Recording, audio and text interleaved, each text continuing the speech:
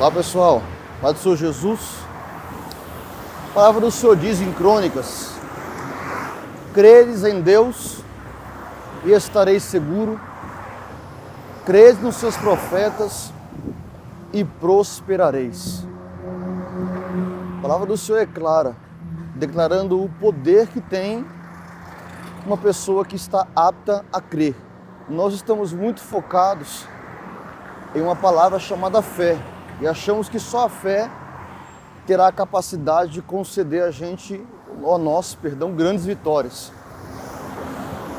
A palavra do Senhor diz em Hebreus que aquele que se aproxima de Deus tem que crer que Ele existe e que é galardoador daqueles que o buscam.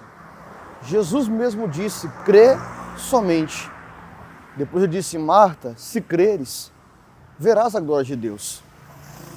E esse texto de Crônicas é claro, quando diz: credes em Deus e estareis seguro. Mas o versículo acaba de uma forma muito específica: crede nos seus profetas e prosperareis.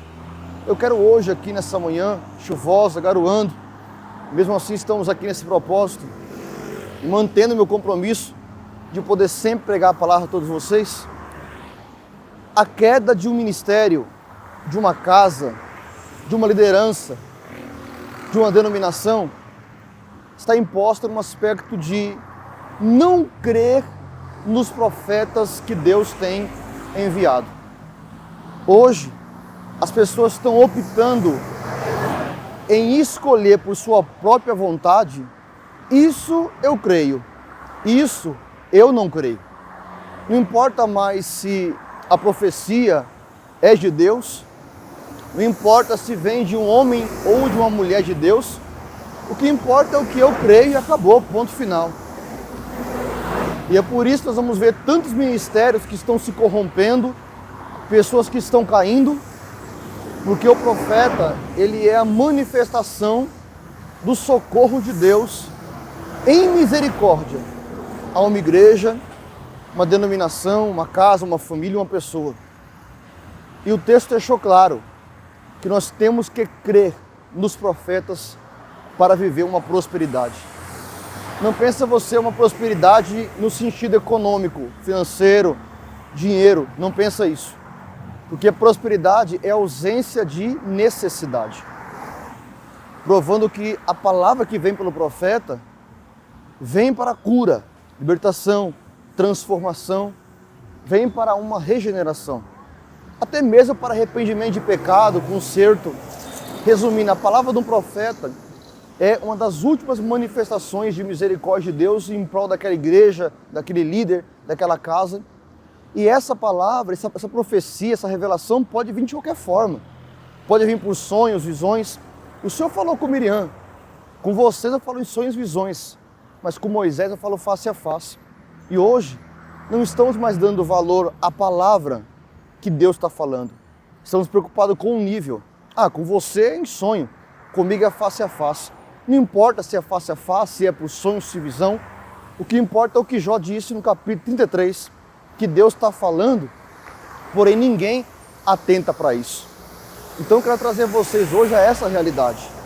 Porque a queda de uma pessoa está imposta, de um ministério está imposto, de uma denominação está imposto, a partir do momento que as pessoas param de crer nas palavras de Deus que vêm pelos seus profetas. Paramos de crer nos sonhos, nas visões, nas revelações, nas palavras proféticas, nas mensagens proféticas, porque isso nos toca. Toca nosso ego, toca nossa liderança, toca nossa autoridade. E Deus está preocupado com a autoridade de ninguém. Deus não está preocupado com o cargo de ninguém. Não está preocupado com o posicionamento de ninguém. O que Deus quer é falar, e Ele vai falar, independente se a casa vai ouvir ou não. O texto de Ezequiel, capítulo 2, o Senhor enviou o profeta Ezequiel e disse: vai e diga à casa rebelde, quer ouçam, quer deixem de ouvir, porque são casa rebelde. E se eles não lhes der ouvido, eu entrarei com o meu juízo, mas saberão que houve entre eles um profeta. Então Deus não vai aguardar a aprovação do homem para Ele falar. Ele não vai aguardar a aprovação do grupo de pessoas, a sua aprovação para ele falar. Se ele entender e compreender que é tempo de falar com você, com a sua casa ou com a sua família, ele vai falar independentemente do seu posicionamento, se você vai ou não aceitar. Uma coisa real, até a palavra, Deus segura o juízo. Depois da palavra, Deus libera o juízo. Então não sei qual o tempo ou o posicionamento que você está vivendo hoje. Virando aqui que deu meu limite. Mas uma coisa é real, Deus está falando. E existem igrejas, denominações, que estão entrando em decadência. Deus tem falado, revelado, e as pessoas não dão mais valor. Eles não acreditam mais. Eles estão segurando, retendo, calando aqueles que são profetas. Nós sabemos que existem realmente muitos falsos profetas. E realmente as profecias bíblicas, elas vão se cumprir. E é por causa dos falsos profetas também que muitas das vezes o trabalho tem se complicado. Mas não é porque existe falso profeta que todos têm que ser calados. Porque também existe falsos pastores, falsos evangelistas, falsos presbíteros, diáconos.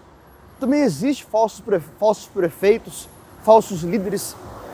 Então, por que calar os profetas e não calar os pastores? Não calar os presbíteros? Não calar os evangelistas? Meus amados, estamos vivendo um tempo hoje em que a mídia ajuda de um lado, mas complica do outro. São tantas opiniões hoje. Para mim é assim, eu acho que é assim. E o que nós pensamos e achamos não define a palavra de Deus.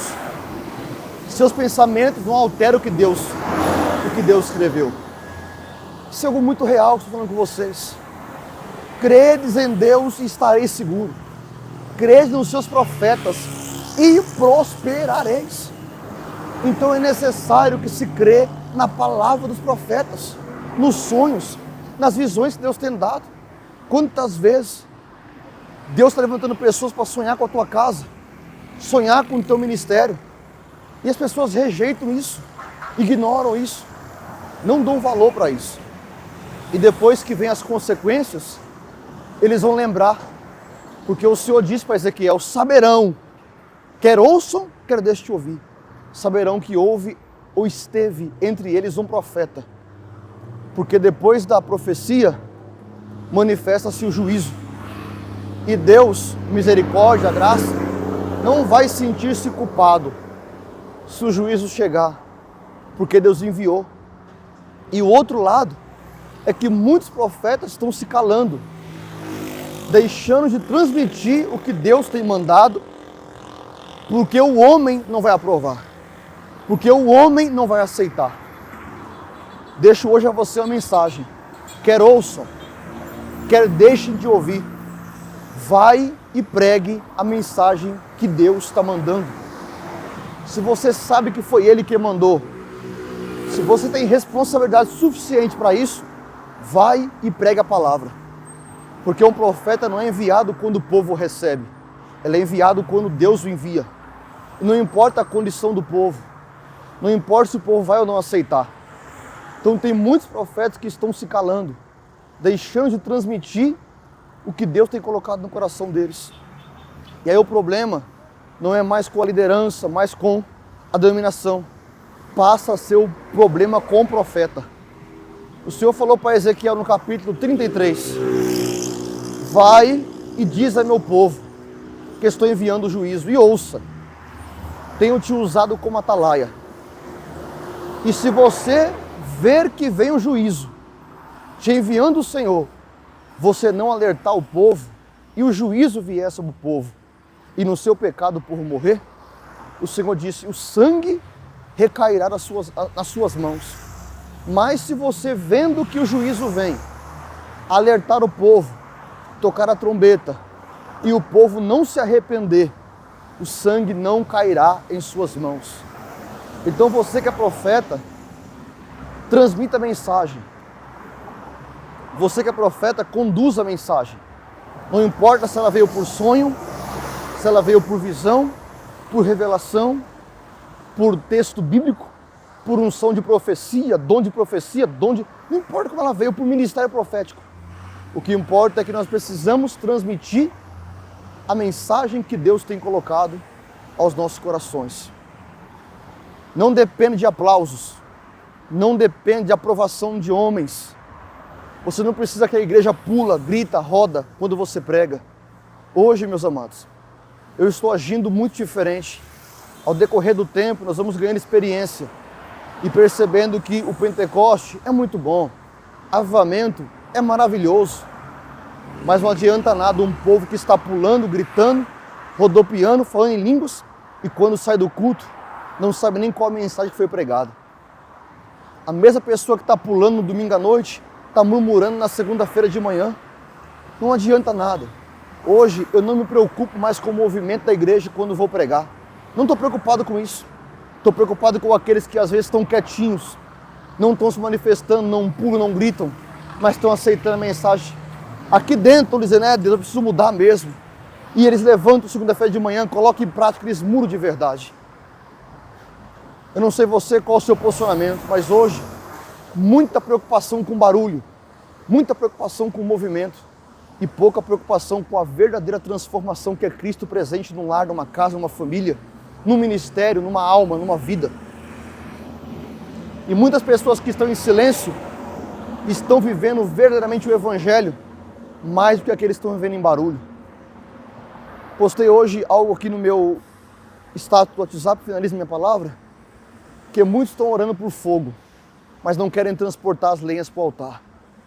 Estão clamando por fogo antes de reparar o altar. Quando Elias clamou a Deus, antes de pedir o Deus do fogo, ele ordenou o altar, reparou o altar, colocou a lenha. As pessoas querem fogo, mas não querem levar o combustível do fogo. Elas querem o Deus do Pentecoste, mas não querem perseverar em Atos 2, não querem ficar em Jerusalém. Eles querem tudo do jeito deles. As coisas não serão assim. Quer fogo? Leve lenha. Quer fogo? Repare o altar. Assim, a obra do Senhor vai se manifestar com muita glória e com muita unção. Fico eu por aqui. Um grande abraço, até a próxima, em nome de Jesus.